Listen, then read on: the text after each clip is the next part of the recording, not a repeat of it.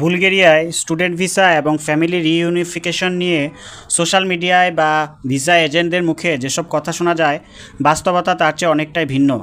আপনি যেন সঠিক সিদ্ধান্ত নিতে পারেন সেজন্য আজকে ভিডিওটি তৈরি করা হয়েছে।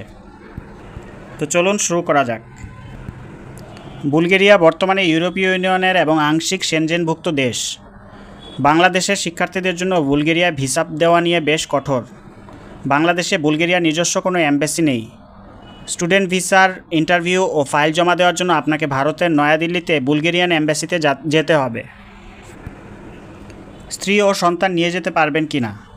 সরাসরি একসাথে যাওয়া সম্ভব না, তবে কোনো শিক্ষার্থী প্রথমবার স্টুডেন্ট ভিসায় আবেদন করার সময় তার স্ত্রী বা সন্তানকে ডিপেন্ডেন্ট হিসেবে সাথে নিয়ে যেতে পারে না। আপনাকে আগে স্টুডেন্ট ভিসায় বুলগেরিয়া যেতে হবে। সেখানে গিয়ে ইউনিভার্সিটিতে ভর্তি সম্পন্ন করে রেসিডেন্স পারমিট কার্ড নিতে হবে। টিআরপি পাওয়ার পর পরিবারের জন্য ফ্যামিলি রিইউনিফিকেশন প্রসেসে আবেদন করা যায়। তবে ইউরোপের অন্যান্য দেশের মতো বুলগেরিয়ায় একজন শিক্ষার্থীর স্পাউসকে আনা বেশ জটিল এবং ফ্যামিলি মেনটেন করার জন্য পর্যাপ্ত ব্যাংক ব্যালেন্স ও আয়ের প্রমাণ দেখাতে হয়। এখন একে একে আবেদনের ধাপগুলো আপনাদেরকে জানাচ্ছি। বিশ্ববিদ্যালয়ে অ্যাপ্লাই করে অফার লেটার ও শিক্ষা মন্ত্রণালয় থেকে অ্যাপ্রুভাল লেটার আনতে হবে আপনাকে। বিশ্ববিদ্যালয়ে টিউশন ফি ব্যাংকের মাধ্যমে পাঠাতে হবে। ভারতের নয়াদিল্লি গিয়ে বুলগেরিয়ান এম্বাসিতে টাইপ ডি ভিসার ফাইল ও ইন্টারভিউ দিতে হবে। এখন আপনাদেরকে আনুমানিক খরচ জানাচ্ছি।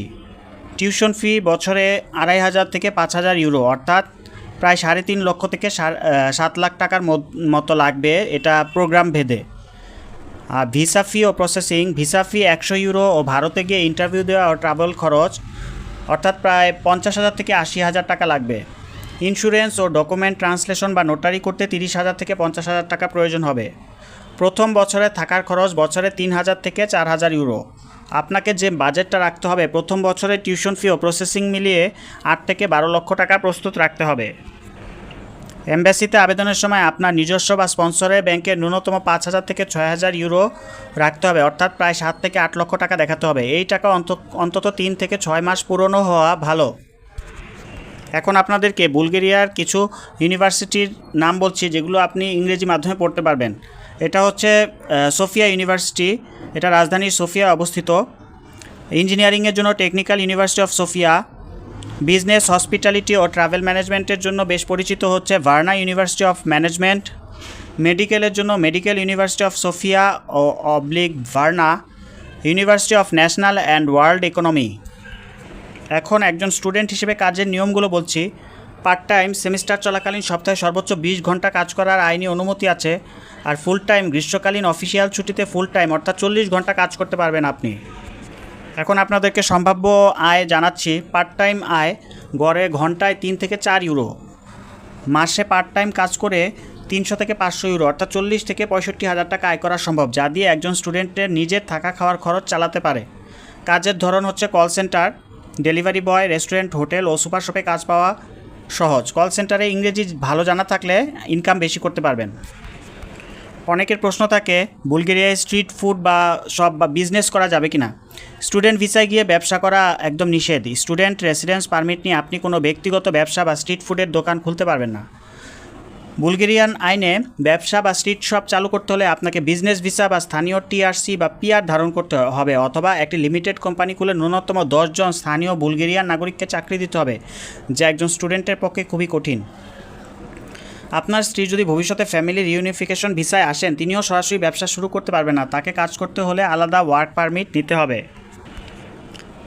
পিআর বা পার্মানেন্ট রেসিডেন্সি পাওয়া যায় কি না। পিআর পাওয়ার শর্তাবলী হচ্ছে বুলগেরিয়ায় টানা ৫ বছর বৈধভাবে থাকার পর পিআরের আবেদন করা যায়। সবচেয়ে গুরুত্বপূর্ণ বিষয় হলো স্টুডেন্ট হিসেবে কাটানোর সময় পিআরের ক্ষেত্রে ৫০% হিসেবে গণ্য হয়, অর্থাৎ ৪ বছর ব্যাচেলর পড়াশোনা করলে তা পিআরের জন্য ২ বছর হিসেবে বিবেচনা করা হবে। আর পদ্ধতিটা হচ্ছে পড়াশোনা শেষ করে আপনাকে কোনো কোম্পানিতে ফুল টাইম জব জোগাড় করে জব ভিসা বা ওয়ার্ক পারমিটে যেতে হবে। তারপর ফুল টাইম জব ভিসায় থাকার সময় পুরোপুরি গণনা করা হবে এবং ৫ বছর পূর্ণ হলে পিআর মিলবে। এখন আপনাদের জন্য ফাইনাল কিছু পরামর্শ জানাচ্ছি। এজেন্টের কথায় বিভ্রান্ত হবেন না। বুলগেরিয়ায় গিয়ে স্ত্রী সহ কালকেই ব্যবসা করবেন বা ফ্যামিলি নিয়ে সোজা সেটেলড হবেন, এ ধরনের কথায় কান দেবেন না। ফ্যামিলি প্ল্যানিং, আপনার মূল লক্ষ্য যদি ফ্যামিলি নিয়ে সেটেল হওয়া হয়, তবে বুলগেরিয়ার চেয়ে ফিনল্যান্ড, ডেনমার্ক, জার্মানি বা সুইডেন কিছুটা ব্যয়বহুল হলেও ফ্যামিলি ভিসার নিয়ম ও কাজের ক্ষেত্রে অনেক বেশি সুনির্দিষ্ট। যদি বুলগেরিয়াই বেছে নেন, প্রথমে একা গিয়ে আগে সেটেল হন, পড়াশোনা ও পার্ট টাইম কাজের পরিবেশ নিজের চোখে দেখুন, তারপর ফ্যামিলি আনার প্রসেস শুরু করুন। আজকে ভিডিওটি আপনাদের কেমন লেগেছে দয়া করে জানাবেন। আমার চ্যানেলটি সাবস্ক্রাইব করবেন এবং আমাদের ফেসবুক পেজটি ফলো করবেন। ধন্যবাদ।